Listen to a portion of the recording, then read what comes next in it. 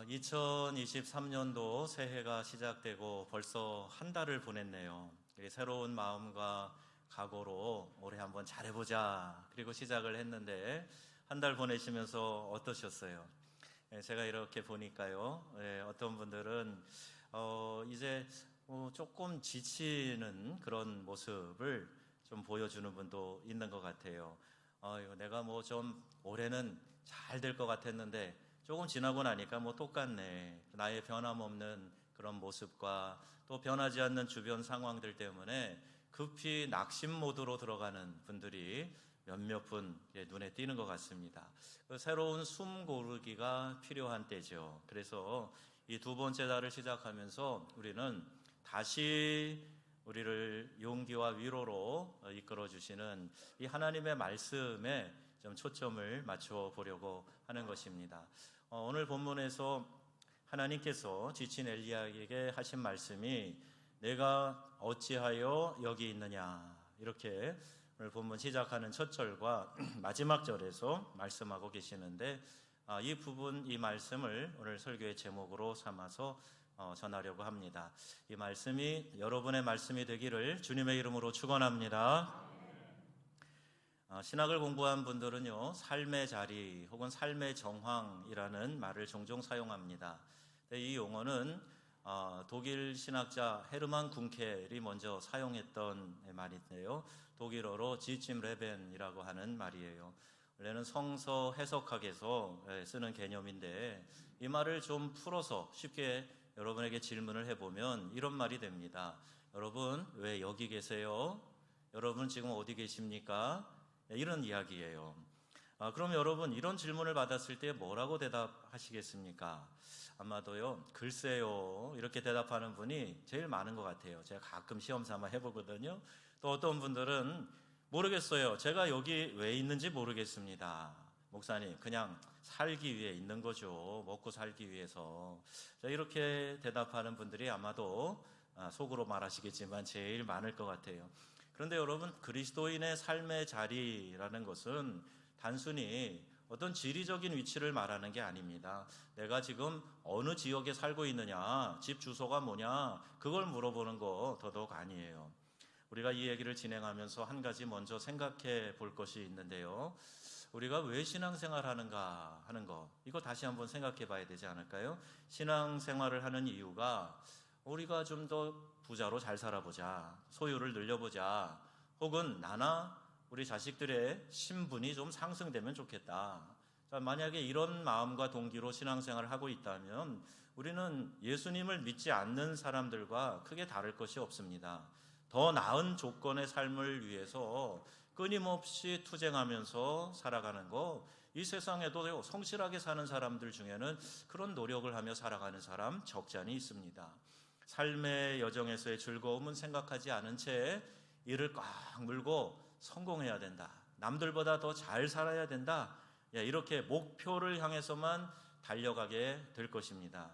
그럼 그 목표에 도달하면 행복할까요? 아니요.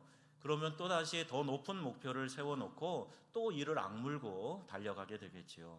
마치 프리츠 리덴하워의 책 꽃들에게 희망을 에서처럼 저 앞에 무엇이 있을 것이다 라고 믿고 그것을 목표로 삼아 열심히 전진하는 애벌레 이야기, 이게 이제 이 책에 담겨있는 그림과 글이거든요. 근데 오늘날의 많은 사람들의 모습을 풍자하고 있는 그런 그림책입니다. 물질 만능주의 시대에 편승하여 우리 복음의 핵심, 이 메시지, 이거 오염시켜서는 안 되죠. 그러면 의인의 고난을 포기할 수도 있게 됩니다. 우리가 믿음으로 바르게 말씀대로 살려고 하다 보면 의인이 받는 핍박과 고난이 있거든요. 그런데 세상의 원리대로 그냥 편안하게 잘 사는 것에만 목표가 맞춰져 있다면 여러분, 의인이 받는 고난은 어떻게 감당하시겠어요?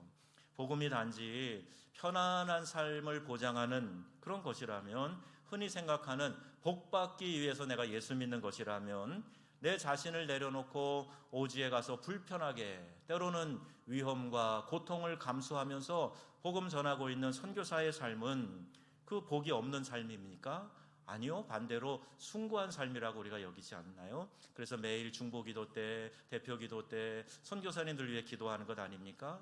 부정부패, 나 그거 안 한다, 싫다, 그거에 항거하면서 청렴한 공직자로 살아가는 거, 여러분 그 그리스도인이 어리석은 사람입니까? 시대 정신을 몰라서, 뭘 몰라서, 세상 물정 몰라서 그러고 있는 겁니까? 아니요, 아주 영악하게 아주 그 깨와 지혜를 내서 살아가던 공직자들이 요새 보세요, 뇌물과 리베이트 문제 등등으로 좀 뉴스를 도배하고 있지 않아요? 여러분, 예수 믿는 것을 승진을 위해 쌓는 인맥 정도로 이해하는 신앙은 좋은 기독교 신앙, 건강한 신앙 아닙니다. 요새 그래요. 개척교회는 뭐 다 안 되고 큰 대형 교회들만 잘 된다고 그래요. 그런데 여러분, 이건 참 가슴 아픈 이야기예요. 그분들의 신앙의 동기가 뭘까? 물론 좋은 신앙 교육과 자녀들에게 좋은 아주 양질의 기독교 교육을 시키고 싶은 그런 동기가 물론 있겠지만, 또 반면에는 인맥을 많이 쌓으면 사업도 잘 되고 뭐 좋은 거 아니야? 이런 동기가 더 크다면 이거 신앙의 좋은 순수한 목표가 못 되는 거죠. 주님의 뜻을 따르려는 마음도 없이 내가 내 인생의 주인이 되고 예수님은, 하나님이 오히려 내 인생을 돕는 도우미, 그러면 여러분, 우리가 어떻게 예수님을 주님이라고 부를 수 있겠습니까? 주님이라는 말의 의미는 내가 그분을 따르고 섬긴다는 거예요. 그분이 왕이시고 나는 다스림을 받는 백성이라는 뜻인데, 실제로 내 삶은 거꾸로 되어 있는 거 아니에요? 하나님이 나를 도와주시는 도우미처럼 여긴단 말이에요. 여러분, 하나님이 그 자녀의 삶을 책임져 주시는 분임을 믿으시기를 바랍니다. 내가 진정 하나님의 자녀가 되었다면요, 하나님이 내 삶을 책임지고 보장하시는 거예요. 부모가 자녀들을 돌보는 것처럼. 빌립보서 4장 19절에 말씀하고 있어요. 시작. 나의 하나님이 그리스도 예수 안에서 영광 가운데 그 풍성한 대로 너희 모든 쓸 것을 채우시리라. 아멘. 영광 가운데 풍성한 대로 하나님께서 그 자녀들의 삶을 인도하시고 책임져 주신다, 채워주신다 말씀하죠. 결국 예수 믿는 나의 삶은 하나님께서 책임지시는 인생을 살고 있다. 그리고 그 결과는 승리뿐이다. 우리가 그렇게 말씀을 통해서 확신하는 겁니다. 그래서 로마서 8장 28절에 뭐라고 말씀해요? 하나님을 사랑하는 자, 곧 그 뜻대로 부르심을 입은 자들에게는 모든 것이 합력하여 뭐를 이뤄요? 선을 이루느니라 말씀하세요. 지금 어떤 일이 잘 풀리지 않아요. 내 생각대로 잘 되지 않아요. 어떻게 보면 시험에도 떨어지고 목표한 데 못 가고 실패한 것 같아요. 그런데요, 그것마저도 하나님이 택하신 당신의 자녀들은 합력하여 선을 이루게 하시는 줄로 믿습니다. 그래서 그 과정에서는 조급해하거나 낙심해하거나 불안해하거나 불신앙에 빠지거나 그러면 안 됩니다. 하나님이 나를 책임지신다 말씀하셨기 때문에 나도 그 하나님, 나의 아버지, 그분을 의지하면서 믿음으로 전진해 가는 거예요. 오늘 하나님께서 내가 어디 있느냐라고 물으시는 것은 우리의 영적인 자리를 물어보는 겁니다. 우리의 믿음의 자리가 어디 있느냐, 그걸 물어보시는 거예요. 우리의 삶의 자리는 주님과 동행하는 자리여야 할 것입니다. 주님과 동행하지 않을 때, 하나님을 잊고 살 때 우리가 하나님의 뜻을 따르지 않게 되는 거죠. 그때 우리 주님이 안타까운 마음으로 네가 어디 있느냐, 네 영적인 자리, 네 믿음의 자리 어디 있느냐, 이렇게 물어보시는 거예요. 하나님의 이 물음은 오래됐습니다. 아주 오래전에 에덴 동산에서부터 시작이 됐어요. 아담과 하와가 하나님과의 약속을 깹니다. 약속을 지킨다는 것은 존중하고 신뢰하고 사랑한다는 의미가 있어요. 여러분, 누군가에 대해서 내가 사랑하는 마음, 존경하는 마음 갖지 않으면 자꾸 약속을 안 지킵니다. 그런데 사랑하기 때문에 관계를 갖고 약속을 지키도록 했는데 아담이 하와가 일방적으로 그 약속을 파기하는 거예요. 그때 죄가 인간에게 들어옵니다. 그때부터 생긴 죄의 본성이 뭐냐 하면 하나님으로부터 자꾸 멀어지려는 원심력이 생기는 거예요. 자꾸 하나님으로부터 멀어집니다. 그래서 우리 사람은요, 누구나 막론하고 가만히 놔두면 하나님으로부터 자꾸 멀어지려는 본성이 있어요. 그래서 자꾸 여러분들에게 체근합니다. 예배 나오셔야 됩니다. 기도의 자리에 나오세요. 우리 중직자들은 꼭 자기 위치 지키세요. 제가 이렇게 얘기하는 이유도요, 우리의 본성을 알기 때문이에요. 자꾸 우리를 쳐서 복종시켜야 하나님께로 가까이 갈 수 있기 때문입니다. 에덴 동산에서 선악과를 따먹은 아담과 하와를 찾으실 때 하나님 뭐라 그러시죠? 아담아, 내가 어디 있느냐 물어보셨어요. 꼭꼭 숨어서 머리카락 안 보이게 그렇게 숨어버린 게 아니지요. 하나님과의 관계에 대한 물음이에요. 하나님이 아담이 뭐 꼭 숨어 있다고 못 보시겠어요? 그런데 아담아, 지금 너와 나의 관계가 어떻게 된 거냐? 전에는 내가 동산 거닐 때 네가 즐겁게 뛰어나와서 함께 기쁨으로 교제했는데 지금 네가 어디 있느냐? 네 마음이 어디 있느냐? 물어보시는 거예요. 기도 중에 저는 찬송을 종종 부르는데요, 제가 제일 좋아하는 입에 아예 붙은 찬송이 있어요. 할렐루야 찬양하세, 내 모든 죄 사함 받고 주 예수와 동행하니 그 어디나 하늘나라. 이 찬송이 그냥 입에 붙어서 기도 중간중간에 자주 나옵니다. 주님과 동행하면 초막이나 궁궐이나 어디에 있든지 그 어디나 하나님 나라 됨을 믿습니다. 그래서 여러분, 우리가 주님과 동행하는 게 참 중요한데 하나님과 거리를 두면, 관계가 소원해지면 이게 잘 안 된단 말이에요. 여러분, 사람 사이에서도요, 뭔가 불편함이 있으면 쌩한 게 느껴져요.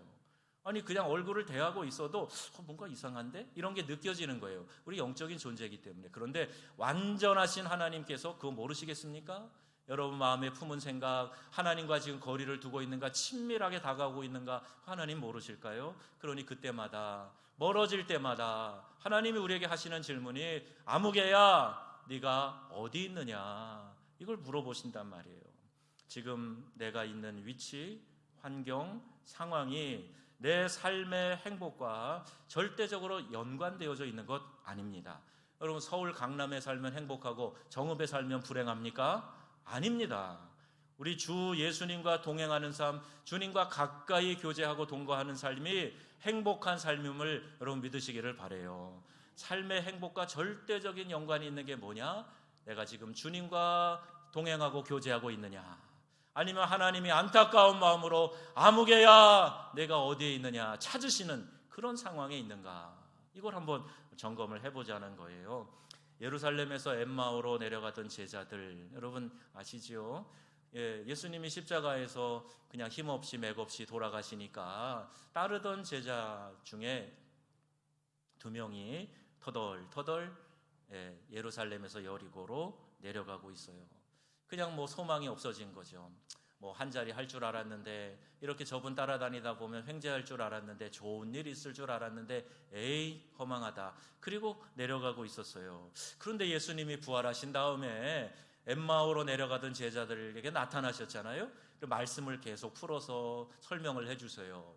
그리고 나서 그분 주님이 아니냐? 하고 서로 이렇게 깨닫게 된 다음에 나누는 이야기가 뭐예요? 그분이 말씀을 풀어주실 때 우리 마음이 뜨겁지 않더냐? 우리 마음에 그때 뭔가 막 뭉클뭉클하고 움직임이 있었는데 마음이 뜨거워졌는데, 그러면서 맞다. 그리고 예수님 부활하시는 얘기를 생각하며 예루살렘으로 다시 발걸음을 돌려서 힘차게 올라갑니다. 오늘 여러분의 삶의 자리가 고단한 자리, 하나님과 멀어진 자리, 낙심하여 주저앉아 있는 그런 자리가 된다 그럴 때 하나님이 안타깝게 여러분에게 다가오셔서 물어보실 거예요. 네가 지금 어디 있느냐? 네가 어디 있느냐? 여러분, 하나님의 이 음성이 들려지는 축복이 있으시기를 주님의 이름으로 축원합니다. 이것마저도 듣지 못하면 소망이 없어요. 내가 비록 주저앉아 있어도 다가오셔서 아무개야 내가 어디 있느냐 말씀하시는 주님의 음성이 들려져야 하는 겁니다. 여러분, 엘리야가 낙심한 이유를 한번 살펴보지요. 그러면 우리가 신앙이 후퇴하는 원인이 뭔가 하는 것을 좀 찾아볼 수가 있어요. 내가 어찌 여기 있느냐라고 물으시는 이 하나님의 질문과 엘리야의 대답이 10절과 14절에 2번 똑같은 내용이 반복됩니다. 엘리야가 뭐라고 대답하는가 한번 여러분 들어보세요. 엘리야가 열왕기상 19장 10절 이 말씀에 현대인 성경으로 한번 보면 이렇게 이야기하고 있어요. 그래서 엘리야는 이렇게 대답하였다. 전능하신 하나님 여호와여, 나는 주를 위해 열심히 일해 왔습니다. 그러나 이스라엘 백성들은 주와 맺은 계약을 어기고 주의 제단을 헐며 주의 예언자들을 모두 죽이고 살아남은 사람은 나 하나밖에 없는데 그들은 나마저 죽이려고 합니다. 하나님 앞에 이렇게 대답하고 있는 거예요. 여러분, 이 대답 속에서 뭐가 발견되어지냐 하면 엘리야의 공적의식이에요. 이런 얘기죠. 열심히 주를 위해 일을 했는데, 열심히 교회 봉사했는데, 열심히 예배드리고 최선을 다해 헌금하고 했는데, 그러나 라고 말하는 겁니다. 열심히 기도해봤는데 그러나 제 뜻대로 안 되던데요, 제가 원하는 대로 길이 안 열리던데요. 그러면서 지금 마음에 낙심이 찾아왔다, 그런 이야기 아니겠습니까? 하나님을 사랑하는 열심, 즉 특심을 가지고 갈멜산에서 바알과 아세라 선지자 850명을 대항해서 누가 진짜 살아계신 하나님인 줄 증명해보자. 그리고 기도 내기를 한 엘리야였어요. 그때 만약에 엘리야가 하나님이 불러 응답하시지 않았다면 거기에서 자기 목을 내놔야 되는 상황이죠. 그런데요, 그곳에서 용기 있게 1대 850으로 싸워서 승리한, 그래서 살아계신 하나님을 증명한 엘리야였는데, 저들이 이제 나도 죽이려고 합니다. 그리고 그 사건이 있은 다음에 뭔가 상황이 확 뒤집힐 줄 알았는데 하나도 바뀐 게 없네요. 여전히 표독스럽게 이세벨 왕비는 나를 잡아 죽이겠다고 자기의 신에게 맹세까지 하네요. 하나님, 이게 어떻게 된 일입니까? 이 큰 승리를 거뒀는데 이게 어찌 된 일입니까? 이렇게 지금 하나님 앞에 푸념하며 낙심하고 있는 거예요. 참, 저도 목회 여정에 이런 생각이 들어올 때가 종종 있어요. 하나님, 다른 때보다 더 열심히 했는데 변화가 없네요. 열심히 강조하고 열심히 권면하고 연락도 하고, 그런데 성도들이 알아듣는 채만 하지 달라진 게 없네요. 이런 마음 들어올 때가 있다니까요. 하나님, 이게 도대체 어떻게 된 일입니까? 여러분, 이것도 일종의 공적의식이 될 수 있어요. 여러분 안에는 이런 공적의식이 없습니까? 내가 열심히 충성한다고 했는데 왜 당장 잘 되는 일이 찾아오지 않는 겁니까? 여러분, 이렇게 가만히 보면 어떤 분들이 특별한 기도 제목이 있다 하는 게 목사의 눈에는 보일 때가 있어요. 얘기해 주시는 분도 있고 또 그렇지 않은 분도 있지만, 그러나 여러분의 이렇게 믿음의 태도를 보면 저분이 뭔가 이루고 싶은 기도의 제목이 있나 보다, 이렇게 느껴질 때가 있거든요. 그래서 어떤 경우에는 그 시간이 지나고 나면 푹 다운이 되는 분들이 있단 말이에요. 왜 그럴까요? 내가 이만큼 하나님 앞에 나와서 열심을 보이고 최선을 다하고 기도도 하고 막 그랬는데 하나님, 제 뜻대로 안 됐습니다 하고 낙심하는 거죠. 오히려 고난의 문제가 찾아왔네. 하나님, 보고 계신 겁니까? 하나님, 듣고 계신 겁니까? 이런 이 마음의 반발심이 일어나는 경우, 내가 뭘 좀 했다고 생각할 때 여러분 특별히 주의해야 됩니다. 개인적인 신앙의 열심도 그렇지만 공동체 안에서 막 헌신하고 열심을 낼 때 있어요. 어느 교회들을 보면요, 교회를 잘 지어놓고 막 웅장하게 잘 지어놓고요, 교인들이 헌신하고 헌금해갖고 그 아름다운 예배당 지어놓고 교회가 막 싸움이 나가지고 갈기갈기 찢기는 그런 교회도 봤어요. 왜 그럴까요? 그분들 중에는 정말 최선을 다해서 허리띠 졸라매고 내 재산 아깝지 않다 하고 하나님께 헌금 드려 그렇게 멋지게 예배당을 완공했는데, 하고 난 다음에 내가 뭘 좀 했지, 다른 사람들이 나를 좀 더 이렇게 떠받들어 줘야 되지 하는 것이 내 마음속에서 자리 잡고 있다가, 사단은 기가 막히게 그걸 알거든요. 그거를 이제 하나의 기회로 삼아서 틈타가지고 여러 가지 시험거리를 가지고 오기 때문에 그런 어려움이 생기는 겁니다.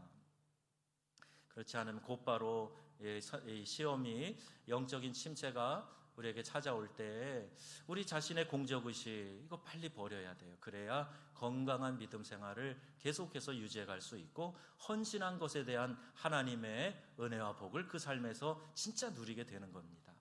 평소 건강하게 보이던 어느 목사님 계셨는데 갑자기 소천하셨다는 말에 제가 적잖이 충격을 받았어요.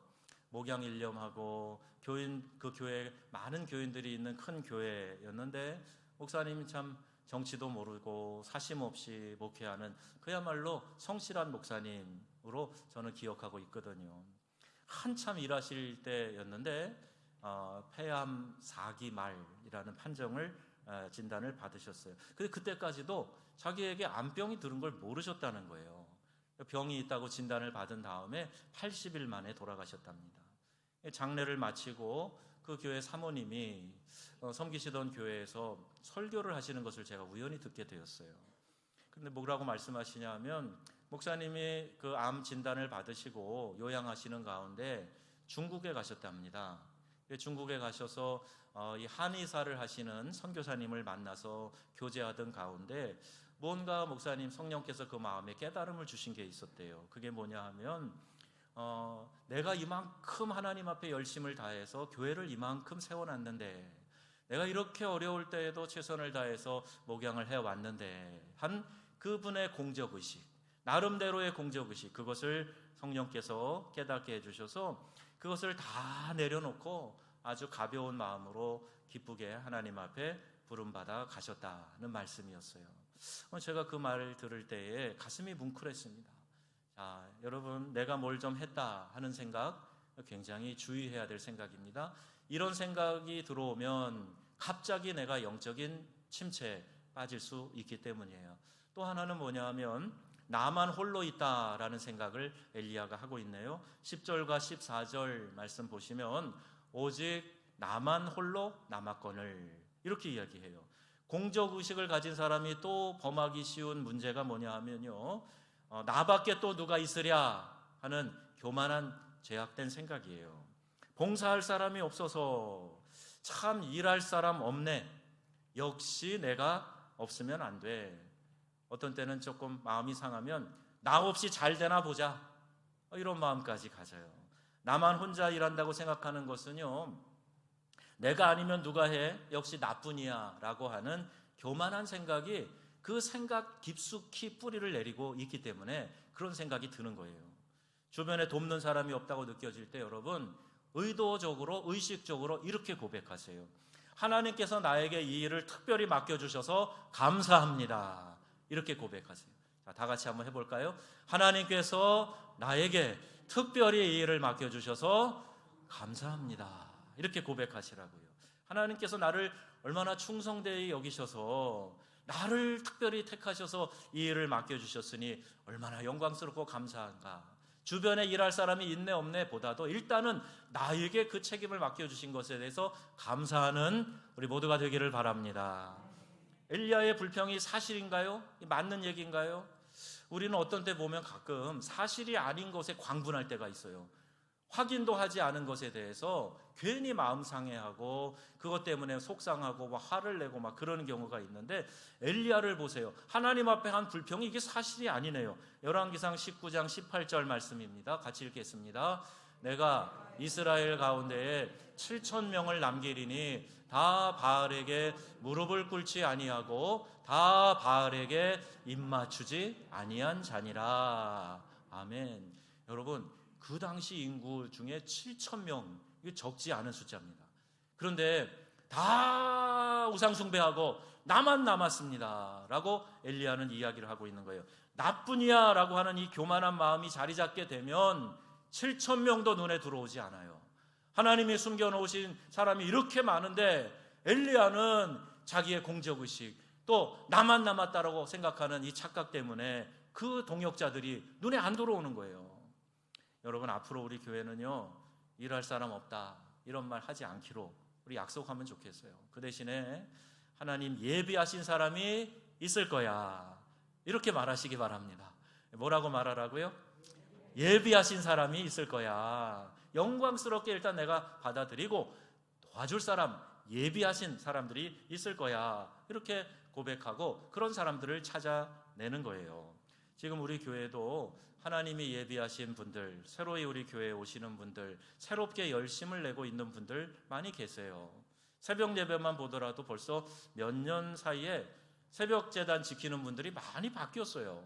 그러니 여러분, 내가 하지 않는다고 비아냥거리면 안 됩니다. 내가 참여하는 것이 중요하고 동참하면서 함께 은혜 받는 것이 중요하기 때문이지요. 자, 이제 왕비 이세벨이 자기가 믿는 그 이방신 바알신 앞에서 이제 아주 철저하게 결단을 합니다. 뭘 결단하느냐? 저 야훼 선지자, 야훼의 신을 믿게 하는 선지자 엘리야를 죽여야 되겠다, 이런 결단을 해요. 그리고 그 이야기를 다 퍼뜨립니다. 이세벨 시돈 왕 엣바할의 딸이에요. 그리고 아방의 정략 결혼으로 아내가 된 사람입니다. 그녀는 아주 철저한 바알 숭배자였고요. 그리고 남편 아방으로 하여금 사마리아에 바알 신당을 짓고 아세라 목상을 세우고 제단을 쌓고 거기에서 우상 숭배하게 만든 그런 사람이에요. 나봇의 포도밭, 기업으로 물려받은 땅입니다. 이거 왕이라도 빼앗을 수 없어요. 그런데 거짓 증인을 내세워가지고 모함을 해가지고 그를 죽이게 하고 그 땅을 갈취합니다. 이름 이세벨은 고상한이라는 뜻인데 아주 이름과는 전혀 반대의 그런 행동을 하는 표독스럽게 그지없는 그런 여자였어요. 갈멜산에서 850대 1로 멋진 승부를 벌인 엘리야였지만 이세벨의 위협에 두려움을 느끼고 도망합니다. 여러분, 저는 이 부분이 참 이해가 안 됐어요. 어떻게 850대 1로 싸웠던 그런 엘리야, 그때도 자기가 지면 목 내놔야 되는 거였어요. 그때 두려움 없이 담대하게 그렇게 믿음의 영적인 싸움을 했던 사람인데 금방 공적의식 하나 들어오니까 금방 한 여인의 말에 마음이 막 흔들리면서 두려움에 휩싸여 주랭랑을 치는 엘리야의 모습을 보게 됩니다. 여러분, 이 부분에서 우리가 놓치지 말아야 할 것이 있어요. 내가 어떤 영적 승리를 했다 그래도 늘 자만하면 안 됩니다. 내 믿음은 이 수준이야, 나는 절대 어떤 일에도 이 정도는 거뜬히 이겨낼 수 있어, 이게 자만이에요. 사자가, 호랑이가 조그만 동물, 토끼 같은 거 잡으려고 할 때도 최선을 다하는 것처럼 마귀는요, 호시탐탐 우리를 노리고 우리를 넘어뜨리기 위해서 최선을 다하는데 우리는 믿음의 영적 싸움으로 나를 방어하기 위해서 최선을 다하지 않아요.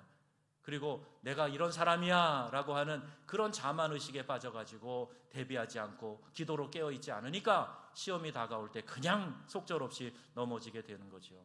열왕기상 19장 3절 말씀입니다. 엘리야가 자기의 생명을 위해 도망하여, 목 내놓고 영적 전쟁에 임했던 엘리야가 지금은 내 생명 하나 구하려고 주랭랑을 치고 도망갑니다. 그토록 용감했던 엘리야가 이제 자기 생명 지키려고 도망하고 도망해요. 브엘세바 지나서 광야 깊은 곳까지 들어가요. 한 로뎀나무 아래 앉아서 자기가 죽기를 구합니다. 여호와여, 넉넉하오니 내 생명을 거두시옵소서. 아주 탄식에 가까운, 절규에 가까운 그런 절망의 기도를 드려요. 내가 일을 다 했으니까, 하나님 이제 완성했으니까 사명 끝, 그러니 저 빨리 천국에 데려가 주세요, 그런 의미가 아니죠. 그 다음 문장을 보면 나는 내 조상들보다 낫지 못하니이다. 나 별 볼 일 없는 사람이라는 거죠. 내가 뭐 좀 된 줄 알고 그렇게 했는데 나 정말 별 볼 일 없으니, 내 조상들과 다를 거 없으니 그냥 평범하니, 아유 하나님 지쳤습니다, 이제 그만할래요, 저 좀 데려가세요, 이런 자괴감을 나타내고 있는 겁니다. 하나님은 그와 논쟁하지 않으셨어요. 야단치지 않으셨습니다. 야, 선지자가 그러면 되겠냐? 하나님 이렇게 타이르는 것도 아니었어요. 야, 네가 그렇게 기도할 때 내가 불로 응답했는데 이제 와서 지금 그 꼴이 뭐냐? 하나님이 그렇게 핀잔하고 야단치지 않으셨어요. 한참을 투덜대다가 지쳐 쓰러진 엘리야에게 천사를 보내시죠. 그리고 어루만져요. 일어나서 먹어라 말씀하는 거예요. 머리맡에 숯불과 구운 떡과 물 한 병이 있었어요. 그것을 먹고 또 그냥 쓰러져 잡니다. 여러분, 몸이 지쳐도 그러지만 마음이 많이 지쳐도 깨어있고 싶지 않을 때가 있어요. 그냥 계속 잤으면 좋겠다, 그런 마음 들 때가 있어요. 깨지 않고 싶다, 그냥 밥 숟가락을 그기도 싫다, 이런 마음 들 때가 있잖아요. 엘리야가 지금 그런 지친 상태에 빠져 있는 겁니다. 다시 자요. 근데 또 천사가 와서 다시 어루만지면서 깨웁니다. 일어나서 이것 좀 먹어. 그렇게 이야기하면서 안타깝게 흔들어 깨우는 거예요. 참, 먹는 것이 중요해요. 저도 금식 기도를 해보면요, 평소 먹는 음식이 얼마나 중요한지 알게 되더라고요. 이 금식 기도만 끝나면 빨리 내려가가지고 짜장면 한 그릇 먹으리라, 이런 마음이 들고요. 온갖 맛있는 음식의 냄새가 막 그냥 들어오는 것 같은 그런 느낌. 아이고, 평소에 먹는 게 이렇게 좋았던 거구나, 이 생각이 듭니다. 엘리야가 그 음식물을 의지해서, 그 힘을 의지해서 이제 40주 40야를 또 갑니다. 그 여호와의 산 호렙에 이르게 됩니다. 저는 이 장면을 보면서 하나님의 따뜻한 보호하심을 느끼게 돼요. 아주 다정하시고 친절하신 하나님 아닙니까? 지친 사람에게 막 채찍을 가하면서 달려가라고 몰아붙이시는 그런 하나님 아니시잖아요. 어루만지시고 흔들어 깨워주시고 먹을 것을 예비해서 그 먹을 것을 먹으라고 말씀하시는 하나님 아버지. 그 하나님 아버지께서 지친 여러분의 심령에 은혜의 양식을 먹여주심을 여러분 믿으시기를 바랍니다. 은혜의 양식을 먹여주시는 거예요. 나에게 만나를 먹여주시는 거예요. 이 세상이 맛보지 못하는 하나님이 먹여주시는 만나, 이 은혜의 양식, 이것을 취하시는 우리 모두가 되기를 바랍니다. 엘리야가 호렙산에 이르렀을 때 제단을 쌓아요. 그런데 제단을 쌓고 제사를 드리지 않아요. 그냥 동굴에 들어가서 거기 머물러 있어요. 여기까지 오기는 왔는데 일하기 싫다는 거예요. 제단을 쌓고 제사 드리고 하나님께 이렇게 예배하는 것까지는 내가 잘 하고 싶은 마음이 안 든다, 이렇게 보여져요. 여러분도 어떤 어려움이 있을 때 이상하게 하나님 앞에 좀 반항하고 싶은 마음 들어요. 예배 안 간다. 평소에 늘 예배 드리던 분인데도 잘 빠지는 경우 보면 틀림없이 이런 영적인 문제가 있는 거예요. 태도를 봐서 어쩌면 아직까지 하나님께 삐쳐 있는지도 모르겠어요. 그때 하나님은 엘리야를 동굴 밖으로 불러내 거기 서게 하십니다. 그리고 그 앞을 지나가세요. 여러분, 하나님은요, 우리가 감히 범접할 수 없는 그런 존재시기 때문에 하나님을 직접 대면할 수 없어요. 특히 이 구약 시대에 하나님을 봤다, 모세조차도 하나님을 보고 죽을까 염려해서 하나님 지나가시고 그 등만 살짝 보여주시는 하나님이세요. 하나님이 그 옆을 지나가셨다. 어떤 일이 일어났나요? 크고 강한 바람이 산을 가르고 바위를 부숩니다. 우릉쿵쿵 하는 거죠. 그리고 이제 사람들이 그 위험에 압도될 만큼 큰 소리가 들려져요. 바람이 붑니다. 바람 후에 지진이 일어납니다. 땅이 흔들리고 갈라지고 막 역사가 일어나는 거예요. 그 지진 후에 불이 훅 뿜게 됩니다. 천지를 흔드는 바람, 지진, 불, 그 가운데 엘리야가 얼마나 거기에 두려움, 경외감 느꼈을까요? 그러나 그 가운데 하나님이 말씀하시지 않아요. 거기 계시지 않습니다. 하나님의 도우심은 우리의 생각과 방법, 우리의 정한 시간에 우리의 상식에 맞게 그렇게 오시는 게 아니에요. 여러분, 우리가 착각하면 안 됩니다. 하나님이 이렇게 하시지 않겠는가? 우리가 생각하는 거 그건 내 생각이지요. 하나님의 생각과 하나님의 방법과 하나님의 시간은 다른 겁니다. 하나님의 생각은 우리 생각보다 낫다. 사무엘 선지자를 통해 분명히 말씀하고 계세요. 그런데 우리는 내 생각대로 되어야 된다고, 내가 정한 때에 되어야 된다고 그렇게 생각하면서 하나님을 끌어내리려고 하는데 그런 하나님 아니세요. 불이 지난 후에 세미한 소리가 들립니다. 내가 어찌하여 여기 있느냐. 엘리야에게 하나님이 말씀하십니다. 네가 어찌하여 여기 있느냐. 여러분, 하나님은 세미한 음성으로 우리에게 말씀하십니다. 여러분, 하나님에게 듣고자 하면은요, 하나님이 꼭 말씀해 주세요. 아무개야, 나는 이렇게 생각하고 나는 이렇게 너를 도울 거야 라고 하나님이 우리에게 말씀해 주신단 말입니다. 근심과 고통, 두려움과 불안 속에서도 하나님께서 우리를 사랑하신다 하는 사실을 여러분 잊지 마시기를 바랍니다. 사랑하기 때문에, 내 자녀이기 때문에 최선의 것을 그 자녀에게 주기를 원하시는 우리 부모도 불완전하지만 자식에게는 제일 좋은 것으로 주기를 원하는데 하물며 완전하신 하나님께서 우리에게 좋은 것 주시지 않겠습니까? 그래서 하나님 뭐라고 말씀하시냐면 시편 46편 10절 말씀이에요. 같이 읽겠습니다.